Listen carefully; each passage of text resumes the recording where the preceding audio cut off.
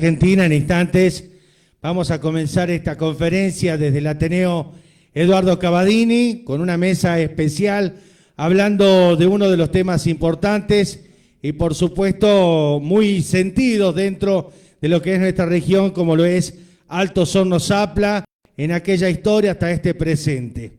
En un ratito vamos a estar presentando a nuestros disertantes y por lo tanto los invitamos a todos a que se sumen a esta transmisión a través de nuestra señal de Facebook en el Ateneo Eduardo Cavadini, como así también a través de la señal de YouTube. Queremos señalar que durante todas las semanas vamos a estar haciendo este ciclo de conferencias y de charlas especializadas y por supuesto para que todos los jujeños también puedan pensar en política, pensar en futuro desde la provincia de Jujuy. En instantes comenzamos este panel en este día martes con nuestros invitados especiales.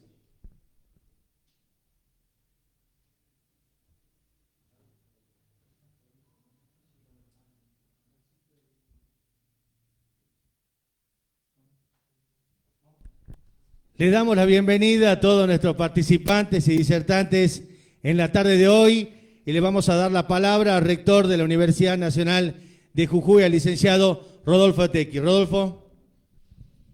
Un fraternal saludo, un abrazo a todas y todos quienes hoy están acompañándonos desde distintos lugares en esta mesa que estamos presentando desde el Ateneo Eduardo Cavadini en la provincia de Jujuy, y la verdad que un gusto muy grande poder dar inicio a este panel con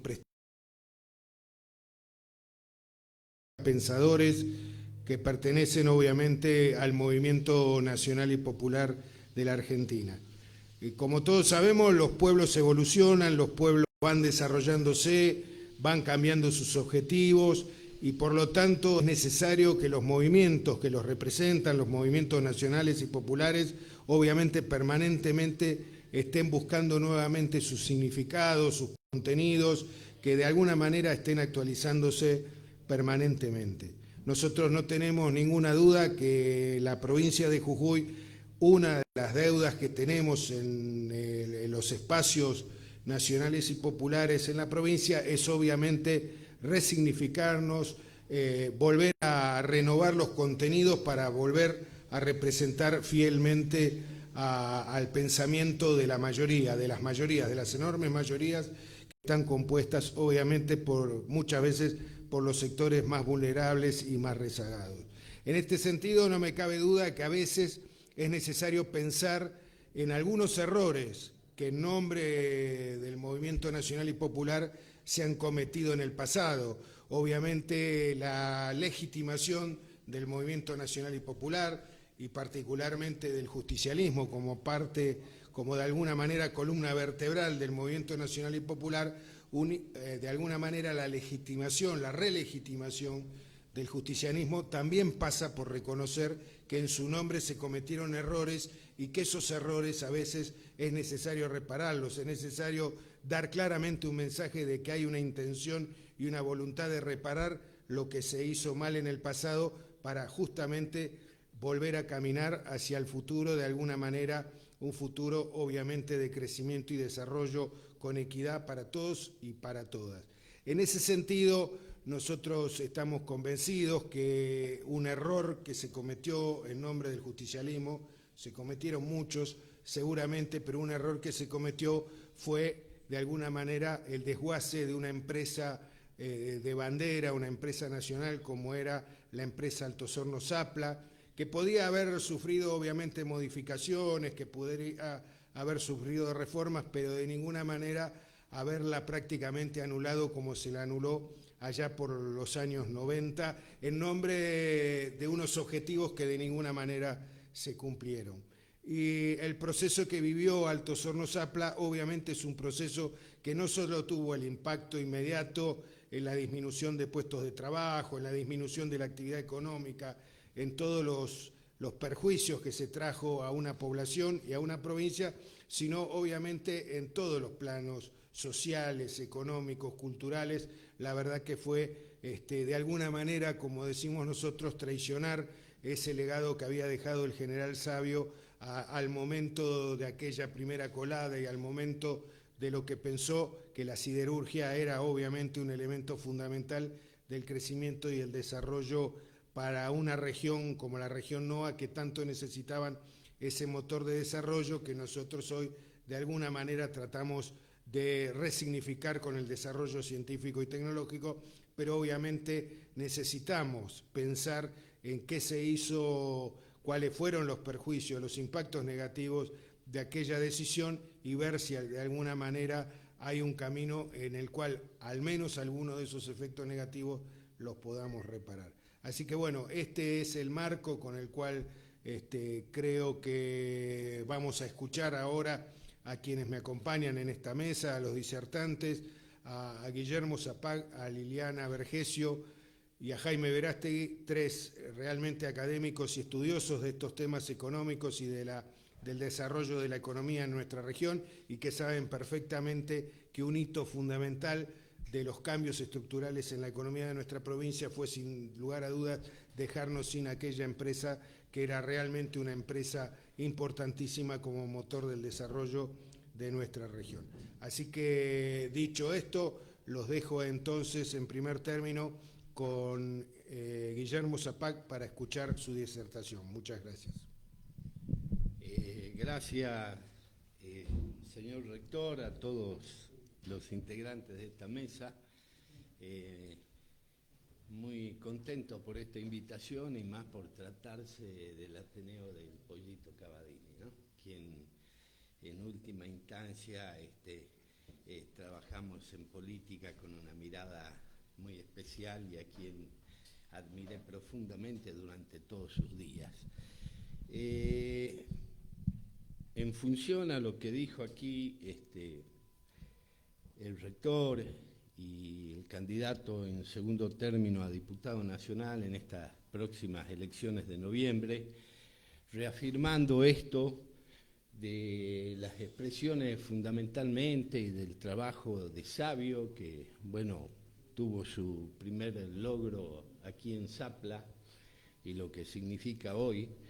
También creo que hay que referenciar a otro gran prócer argentino, muy poco nombrado, quizás a Mosconi. Mosconi sabía decir: lo estratégico en un país no puede estar en manos privadas, y menos extranjeras. Esas eran las expresiones de Mosconi, quien fue un ejemplo en toda Latinoamérica porque él fundó lo que es YPF y apoyó la fundación de yacimientos petrolíferos fiscales en Ecuador, en Perú, hasta inclusive en Brasil recibió un premio especial por su aporte a lo que fue la exploración del petróleo a nivel internacional. Muy poco conocido, pero es válido resaltar, ¿no?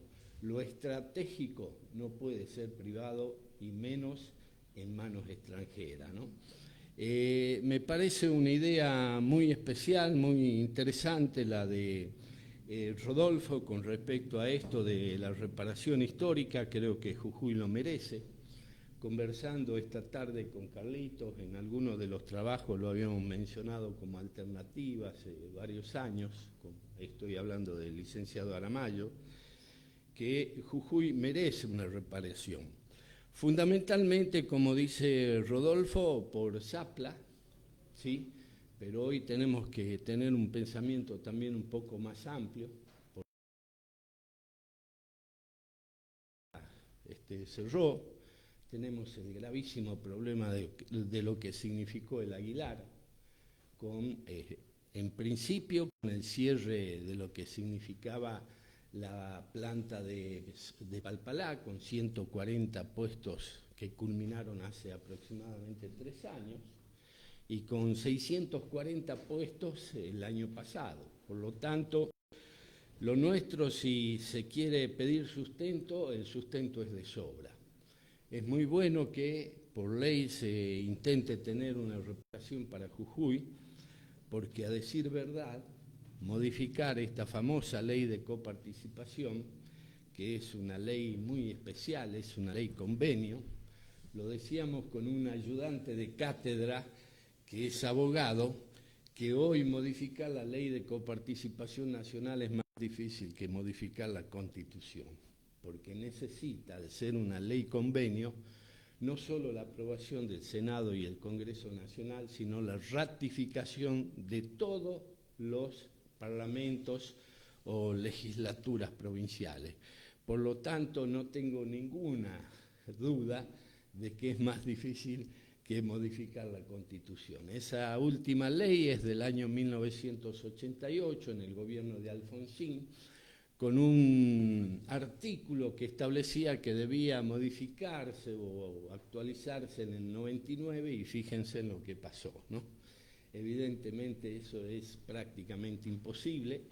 Lo que significaba esa ecuación, esa polinómica que se consideraba en su momento de, digamos, densidad, población, pobreza, educación, ha cambiado tanto en estos últimos años que seguramente hay muchísimos elementos como para decir que debe modificarse y que le debe dar prioridad a provincias como la nuestra que, bueno, tiene muchos problemas. Uno de los tantos que mencionamos en los distintos trabajos que realizamos con Carlos es, por ejemplo, la porción de nuestro PBG, o sea, del Producto Bruto Geográfico de Jujuy con respecto al PBI, que en la década del 80 significaba aproximadamente un 1,2, 1,3%, y hoy no sé si llegamos al 0,50, ¿no? Y en esto de que no se entiende muy bien, pero que es la realidad, en términos tributarios, esto es solidaridad, ¿sí? Por un lado, se dirige hacia impuestos o tributos progresivos. ¿Esto qué quiere decir? A mayor ingreso, a mayor patrimonio, mayor porcentaje de impuestos. Y también en términos de lo que es la distribución, tiene que mirarse desde ese nivel de aportar a aquellas provincias que menos posibilidades tienen, ya sea en términos económicos, en términos de distancia, de superficie, de población, de pobreza. Por lo tanto, entiendo sin equivocarme que es muy importante que exista una reparación como existen hoy para 3 provincias, Buenos Aires, si no me equivoco, Río Negro, y otra provincia más, que se incluya a la provincia en algo que es totalmente, digamos, aceptable y justificable por fundamentalmente todas las expresiones que, insisto, me parece muy bien, y creo que lo emblemático es Zapla, pero que tendríamos sustento para defenderlo con otras actividades que en el tiempo fueron dejadas sin efecto. Gracias.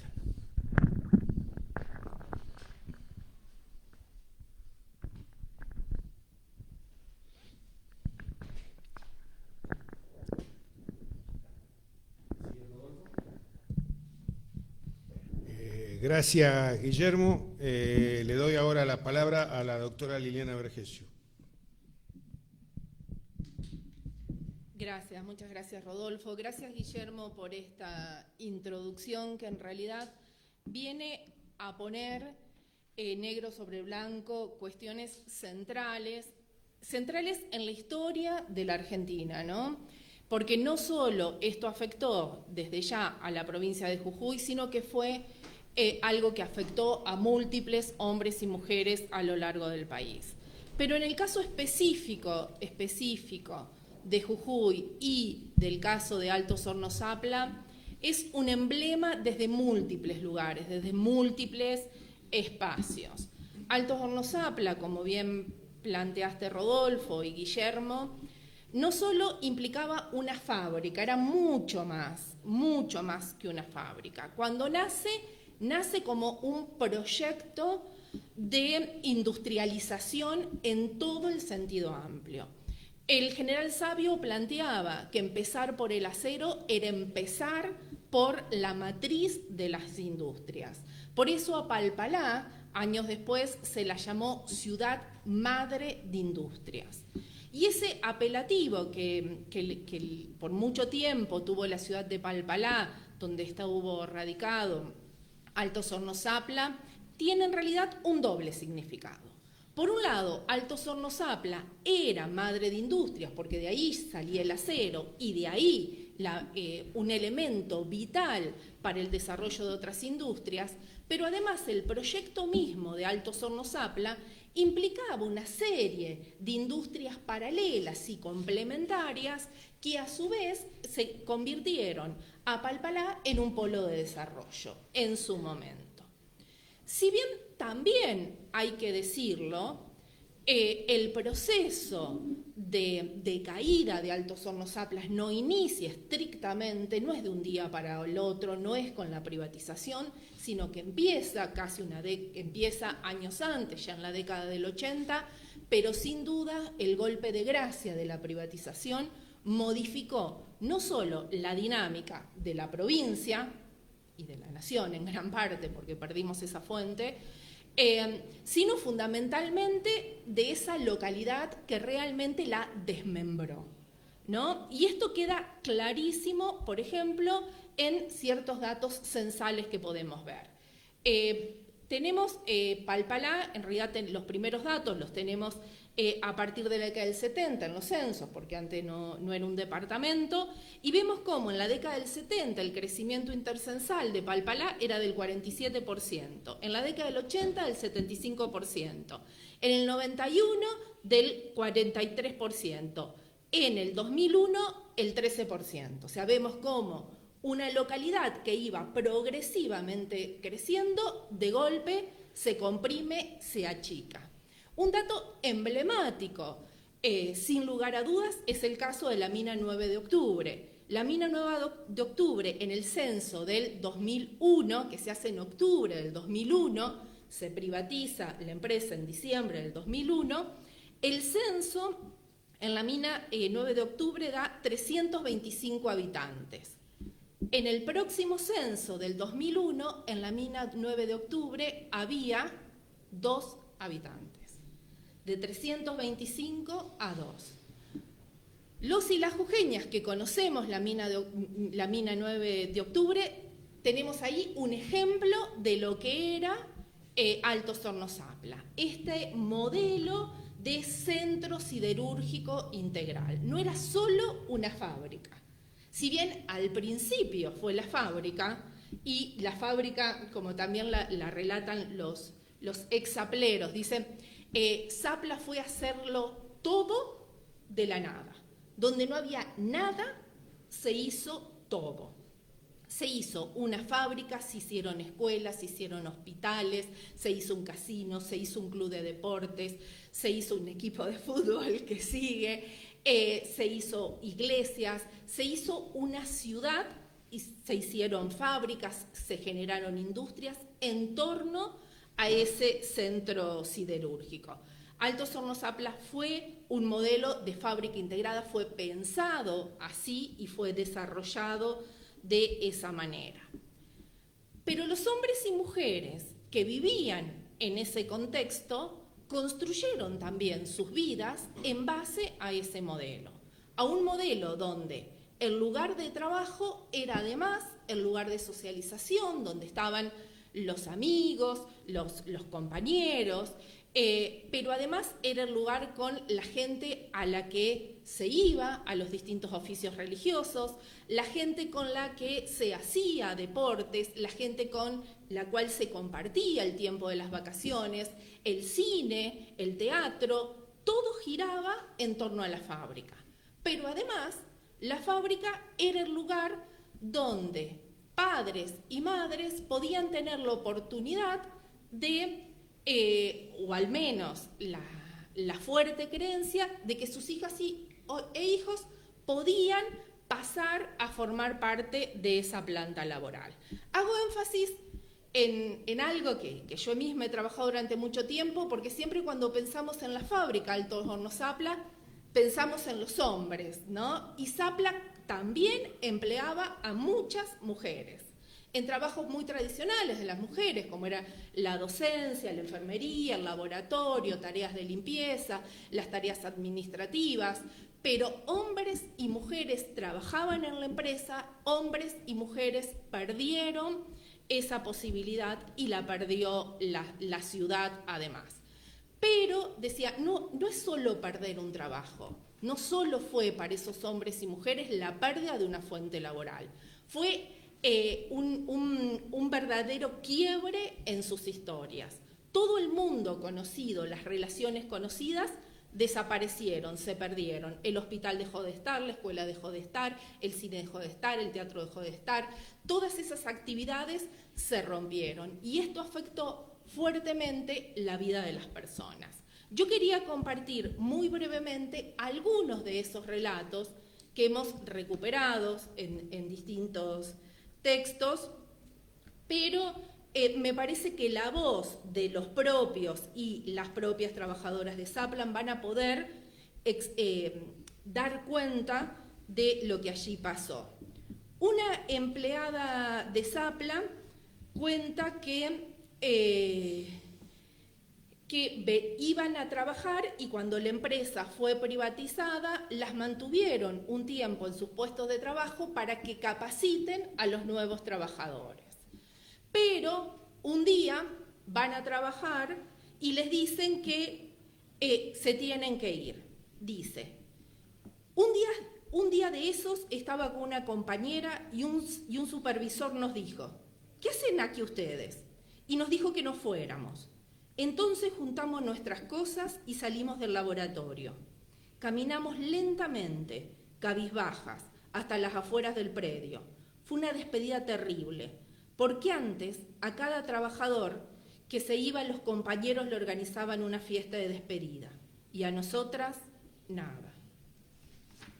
Otro relato dice, gente que se quedó sin nada, niños pidiendo en la calle, familias destruidas, padres que abandonaron a sus familias, que fueron a buscar trabajo a otros lugares y que huyeron con el dinero del retiro, hombres que se volvieron con otras mujeres y hombres que regresaron y encontraron a sus mujeres con otros hombres. Hablando de otro relato, nos cuenta que hay mucho alcoholismo. Estos son relatos en realidad recuperados ya hace casi 10 años, a partir del 2010 hasta el 2015, o sea, ya habían más de la privatización. Y dice sobre el alcoholismo, otra mujer dice, eso siempre hubo, pero ¿dónde no hay ese problema? Pero no eran tantos, porque si te veía o alguien le decía, no importaba si estabas de Franco o era feriado, lo mismo lo suspendían y hasta se lo agarraban y hasta si lo agarraban varias veces podían perder el trabajo. Por eso, cuando esto funcionaba, era mejor, porque había mucho más control de todo. Ahora Palpalá es tierra de nadie. Los chicos con las motos son un peligro, porque van por las calles y te sacan la cartera, así de un arrebato. Y no hay a quien quejarse, porque vas a la policía y si no viste la patente o no podés describir bien a quien te agarró, no pasa nada. Y nunca pasa nada. Acá ahora es muy peligroso. Antes no era así, antes era más tranquilo acá para vivir. Son montones de relatos, montones de ejemplos que muestran cómo la fábrica los contenía en distintas dimensiones, en dimensiones identitarias, afectivas, de compañerismo, y cómo eso, de un día para el otro, desgarró sus propias historias, las historias de las familias, porque afectó a los y las trabajadores, pero también a todo el entorno familiar, y también a toda la ciudad y por ende a toda la provincia. Sin embargo, Palpalá sigue y Altos Hornos Zapla sigue fuertemente presente en la identificación de los palpaleños, de las jujeñas y los jujeños en general. Yo como investigadora pasé a investigar la privatización de Altos Hornos Zapla y las consecuencias que había tenido esta privatización en los y las trabajadoras 10 años después de la privatización. Sigue pasando el tiempo y vemos cómo esta imagen, yo sigo teniendo contacto, por ejemplo, con un ingeniero que trabajaba en Alto Zapla y su tarjeta de presentación en el presente sigue siendo con el logo de Altos Hornos Zapla. Él ya está retirado, es un hombre muy mayor, sin embargo, su propia identificación está con Altos Hornos Zapla. Y esto pasa permanentemente. Y quizás el mejor ejemplo sea el equipo merengue, el equipo de fútbol, donde realmente el emblema sigue siendo Altos Hornos Zapla. Entonces, ahí hay que recuperar esta historia. Nos dolió a todos los jujeños y jujeñas ver el Alto Horno desgarrarse y empezar a deteriorarse y no cuidarlo como ese espacio emblemático. Tenemos que recuperar ese espacio, pero además tenemos que demandar por todas esas historias rotas, por todas esas historias partidas. No podemos reparar lo ya hecho, pero de alguna manera, hay que hacer, como bien dijiste, Rodolfo, por un lado, un mea culpa, digamos, reconocer esos errores que tienen su contexto, que tienen también sus distintas explicaciones, pero además accionar en el presente para que esas historias no repetirlas, pero además encauzar también el destino de los jujeños y las jujeñas. Gracias. Muchas gracias, Liliana. Le damos la palabra al contador Jaime Verástegui. Gracias, Rodolfo. Bueno, saludo a toda la audiencia. Bueno, la verdad que lo que estamos charlando, digamos, es sumamente importante, el hablar de Zapla como una empresa, como una entidad generadora de riqueza para la provincia. Sin duda ha marcado hitos importantes, tal como lo decía Liliana y recién Guille. El impacto en la economía y en la sociedad de Jujuy ha sido, digamos, importantísimo y no deja lugares a dudas, ¿no? Nosotros desde la cátedra siempre, cuando estudiamos una empresa o estudiamos algún caso en particular, tratamos de ver también cuál es el impacto económico que tiene el accionar de esa empresa, más allá de los números o el estudio, por ejemplo, de los costos, que uno habla de que toda actividad empresaria consume ciertos recursos o factores productivos para obtener un objetivo final. En realidad, viéndolo un poco más allá, uno empieza a estudiar cuáles son esos efectos adicionales o especiales que genera el accionar de una empresa, ¿no? Ese efecto multiplicador en todas sus actividades. Y cuando uno lo empieza a ver que, por un lado, teníamos una gran cantidad de personas que trabajaban, es decir, que uno de esos factores productivos, mano de obra, tuvo momentos de auge. En el momento de auge de esta empresa hablábamos de que existían más de 8.000 empleados que trabajaban en relación de dependencia de esta empresa, directos. Después ya fue decayendo, en el año 80 más o menos eran 5.000, y allí empezó, digamos, ya un proceso de desgrane hasta llegar a casi los 800 en el momento de la privatización. Pero mire lo que estamos hablando, 8.000 personas trabajando en relación de dependencia directa de esta empresa, 5.000 en el 80. Y la mano de obra indirecta que se generaba era otro tanto similar o superior. ¿Por qué? Porque tengamos en cuenta también que esta empresa consumía también otros materiales, materia prima de esta empresa, que era, por un lado, la extracción de mineral y la extracción, y la utilización de otros materiales que también se producían acá en la provincia. Entonces, para poder hacer la extracción preparada del arrabio, tenían que conseguir materiales piedra caliza y otros materiales que los conseguían desde La Quiaca, desde otros lugares, en donde entonces empezaba a fomentarse otro tipo de industrias que eran también trabajadas por particulares, no todas pertenecían al conglomerado de Somisa de Zapla, sino que también empezaban a salir pequeñas empresas o industrias que son externas, privadas, que empezaron a generar un polo de desarrollo. También, por otro lado, se empezó también el tema de generar carbón para estos grandes, hornos de Altos Hornos Zapla, en donde esa generación de carbón también tuvo una parte pública, digamos, que era de la empresa, y una parte privada. Entonces, esa nueva plantación, de lo que después se llamó forestal, También generó muchos puestos de trabajo, generó puestos de trabajo no solamente para la gente que trabajaba directamente allí, sino también para aquellos que se dedicaban al transporte, ¿sí? Entonces empezó a haber una cadena de transporte, empresas transportistas empezaron a surgir, es decir, que efectivamente se transformó en un polo de desarrollo. ¿Qué significa esto? Que esta gran idea que surgió en su momento de ser este centro siderúrgico y que empezó a generar riquezas dentro de Jujuy, empezó a generar un efecto de un polo de desarrollo donde había nuevas empresas que prestaban servicios adicionales a esta actividad siderúrgica, tenía un efecto muy positivo sobre nuestra economía. Y de repente, no digo de repente, con el paso del tiempo fue decayendo por las políticas que se fueron tomando en su momento, y más aún en el momento de la privatización, en donde empieza a decaer totalmente esta actividad. Vemos que se reducen las cantidades de empleados, lógicamente. Una reducción de empleados, nosotros desde la academia lo vemos, se da cuando efectivamente tal vez se reducen las cantidades de productos que se están fabricando, y esto es producto tal vez de que se han reducido las demandas sobre este tipo de productos, o tal vez porque la cantidad de materiales disponibles no tienen la ley necesaria para que la explotación sea en ese momento redituable, y así una serie de razones que se pueden ir dando o llevando a cabo. No obstante eso, este tipo de decisiones provoca lógicamente una reducción en la productividad de nuestra provincia, digamos, en general, o de ese polo en particular, ¿no? Pero una reducción en la actividad en general. Esa reducción es producto de políticas, de una decisión política que se tomó en ese momento.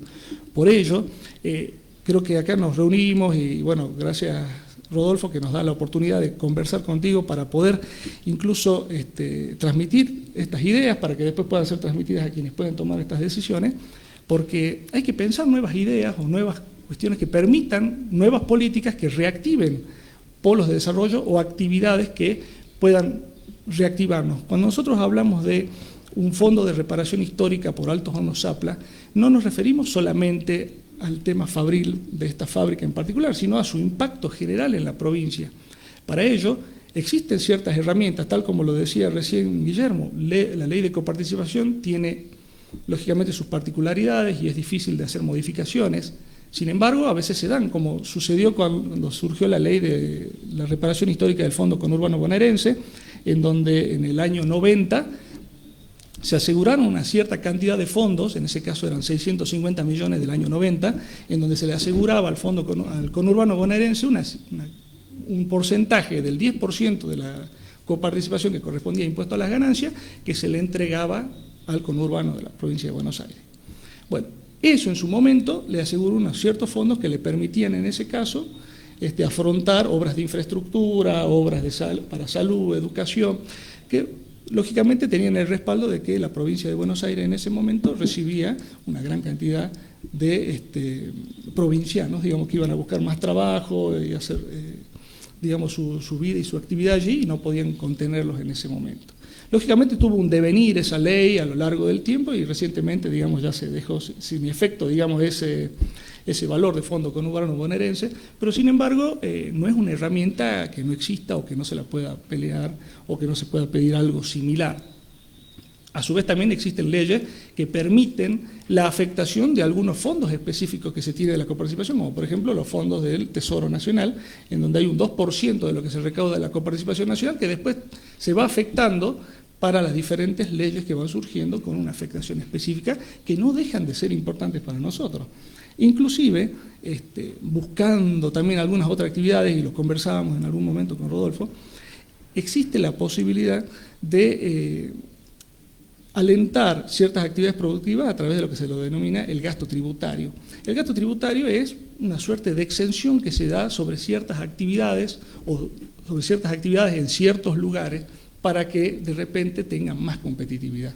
Entonces, ¿qué pasa? Hay actividades que si nosotros las queremos fomentar en la provincia de Jujuy, se podría pelear, luchar para que se obtengan ciertas exenciones para algunas actividades que puedan ser desarrolladas en la provincia y que eso nos dé mayor productividad, mayor competitividad, más teniendo en cuenta que a veces estamos en algunos sectores alejados y por ahí el tema de transporte o los medios de comunicación, las vías de comunicación hacen que sea un poco más caro para nosotros poder sacar nuestros productos hacia afuera y tener más productividad y competitividad, ¿no?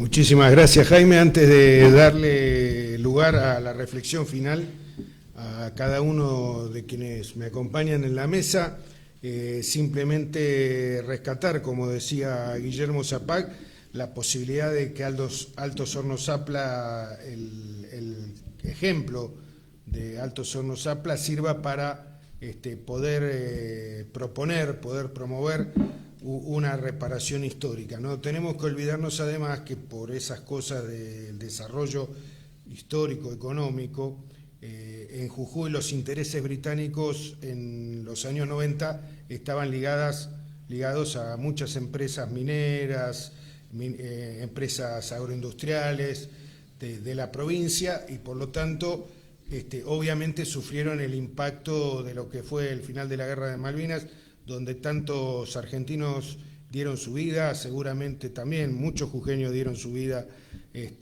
como en el crucero General Belgrano, por la recuperación de las Malvinas, pero bueno, la mala conducción que hubo de aquella junta militar, que obviamente por no nacer de una democracia estaba condenada a cometer fuertes errores, produjo la necesidad de terminar con una rendición en la Guerra de Malvinas, y más allá del acta de rendición obviamente hubo condiciones que se pusieron a la Argentina.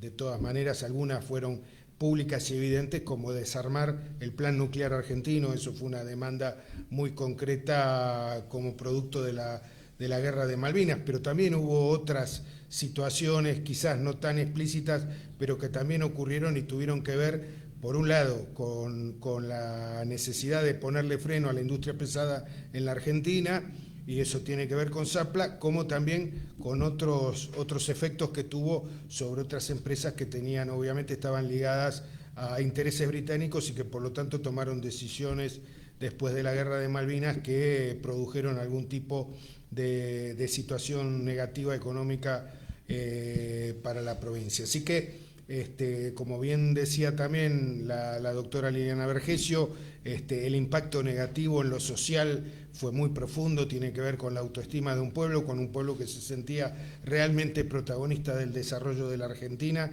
y que de un día para otro se encontró con esta situación. Algún jefe comunal de Palpalá alguna vez me contaba que a poco de producirse la privatización, cuando hacía alguna gestión en Buenos Aires, la verdad que era más posible que saludar a vecinos de Palpalá que estaban en la obra pública en la ciudad de Buenos Aires trabajando porque habían tenido que buscar otro destino porque Palpalá ya no les ofrecía un destino para el desarrollo de su vida que a veces los vecinos que saludaba en la propia ciudad de Palpalá. Y como bien decía Jaime, no se trata de una propuesta descabellada, todo lo contrario, lo que estamos pensando, lo que estamos proponiendo, que todavía obviamente necesita un desarrollo, no es una idea absolutamente descabellada, fuera de lugar, porque ya se aplicó en otras situaciones en la Argentina y obviamente podría también aplicarse para la provincia de Jujuy. Los números que ha dado Guillermo respecto al impacto en el producto geográfico son evidentes, que tienen que ver con impactos negativos que sufrió nuestra provincia a partir de decisiones que no se tomaron sino en algún escritorio lejano, a miles de kilómetros en la ciudad de Buenos Aires, o quizás a muchos más miles de kilómetros en escritorios de algún otro país donde se tomaron las decisiones que después tuvieron impacto negativo en nuestra provincia, como seguramente en muchos otros lugares de la Argentina. Pero bueno, le doy lugar a una reflexión final a cada uno de los disertantes, empezando por Guillermo Zapac. Gracias, señor rector. Celebro realmente que haya este tipo de proyectos que puedan beneficiar a Jujuy, porque bien lo decía Jaime, en términos efectivos de trabajo, no solo fue la industria la que sufrió estos grandes golpes, y referenciándome en lo del rector, el agro, nuestros ingenios, también la diferencia en términos de ocupación fue extraordinaria. En momentos llegábamos a 7.000, 8.000 personas, y este problema de la mecanización del agro, la robotización de la industria, ha producido lo que hoy tenemos una reducción muy grande sobre la mano de obra que tanto afecta a la provincia. Así que agradecido, muy agradecido por la invitación, por poder expresar humildemente el pensamiento que en esto del campo nacional y popular y de la necesidad de tener un Jujuy distinto en varios ámbitos y bueno, también de poder disponer de esos fondos en forma efectiva, productiva, que también tenemos que tener esa mirada hacia futuro, de tratar de trabajar en muchos proyectos que tengan que ver de terminar con la estado de dependencia de nuestra provincia y pensar mucho más en serio en todo lo que es la productividad en sus distintos aspectos. Así que gracias, señor rector, gracias a quienes me acompañan en la mesa y a todos los que están aquí. Un saludo especial a toda la gente que pueda recibir esta humilde información. Liliana. Gracias. Sabemos muy bien que la situación de la provincia de Jujuy en el presente es crítica, que los sectores populares están llenos de necesidades que no están siendo atendidas, muy por el contrario. La gente necesita trabajo y aparte necesita que la dejen trabajar, que la dejen hacer, que la dejen ser, que la dejen desarrollarse, construir en este territorio. Y para eso necesitamos, por un lado, recursos y por el otro, hacernos escuchar, que nos escuchen claramente acerca de nuestras demandas, porque podemos seguir marcando caminos, marcando direcciones. Y en ese sentido hay que actuar, así que no puedo estar más de acuerdo con la propuesta que viene de este sector, de pedir esta reparación histórica y algunas más que vos al pasar la dijiste al comienzo, Rodolfo, pero sabemos que hay otras, muchas más que son necesarias y urgentes, y como bien planteó Jaime, son absolutamente factibles, pero aparte son necesarias y en ese sentido tenemos que poder decirlo. Yo quería recuperar la frase emblemática del general Sabio, aquel histórico 11 de octubre de 1945, cuando fue la primera colada de arrabio argentino en Altos Hornos Zapla. Sabio dijo: en Jujuy, en un pueblito lejano, un chorro brillante de hierro nos ilumina el camino ancho de la Argentina. Que su luz no se apague nunca. Sigamos su luz. ¡Viva la patria! Gracias, Liliana. Reflexionemos algunos en la fecha, ¿no?, que ha dicho Liliana. 11 de octubre del año 45. Jaime. Bueno, gracias, Rodolfo. Bueno, no queda mucho por decir, digamos, también celebro que estén estos espacios porque permiten que todos reflexionemos, que todos veamos que podemos poner un granito de arena en la solución, ¿sí?, en la solución de los problemas que vive nuestro Jujuy, que vive nuestra sociedad, y que de alguna forma todos nos sentimos tocados por estas acciones que han sucedido en su momento y que de alguna manera han marcado el pasado de nuestra provincia, marca el presente y sigue marcando lo que va a ser el futuro. Ese futuro que nosotros queremos cambiar, que lo queremos mejorar, queremos brindar lo mejor posible para que nuestros hijos, digamos, tengan un lugar del cual sentirse orgullosos como jujeños, como parte de este pueblo, ¿no? Creo que desde nuestro lugar, cada uno desde donde está, siempre brega por colaborar, por abrir los ojos, porque el resto de los que están compartiendo con nosotros puedan vislumbrar soluciones y que en conjunto tratemos de accionar para lograr el objetivo, ¿no?, que en este caso es, bueno, mejorar nuestra calidad de vida de todos los jujeños y que, bueno, podamos pelear por un Jujuy mejor, más desarrollado y con mejores condiciones para todos, ¿sí? Bueno, muchas gracias. Bueno, muchas gracias a todos los disertantes, les hacemos llegar un afectuoso saludo a todos y todas, los invitamos a seguir en próximos días otras actividades del Ateneo Eduardo Cavadini, siempre recordando a ese gran dirigente del Movimiento Nacional y Popular Jujeño que fue nuestro querido Pollo Cavadini, que sin ninguna duda siempre pensó que en el debate, la discusión, eran los elementos primordiales de poder desarrollar y crecer en el movimiento nacional y popular. Un afectuoso saludo para todos y todas y muchas gracias por acompañarnos. Así termina este primer encuentro del ciclo Pensá Políticas, Pensá Futuro, con la presencia del rector de la Universidad Nacional de Jujuy, Rodolfo Tequi, con la presencia del contador Guillermo Zapag, de la doctora Liliana Vergesio y del contador Jaime Verástegui por la Universidad Nacional de Jujuy. Los esperamos el próximo viernes a las 6 de la tarde en otro ciclo Pensá Políticas, Pensá Futuro. Vamos a tener una mesa panel hablando de la conectividad como derecho ciudadano. Los invitamos a seguir y a sumarse a esta propuesta social, política, de análisis y debate para la provincia de Jujuy desde el Ateneo Eduardo Cavadini. Que tengan buenas tardes.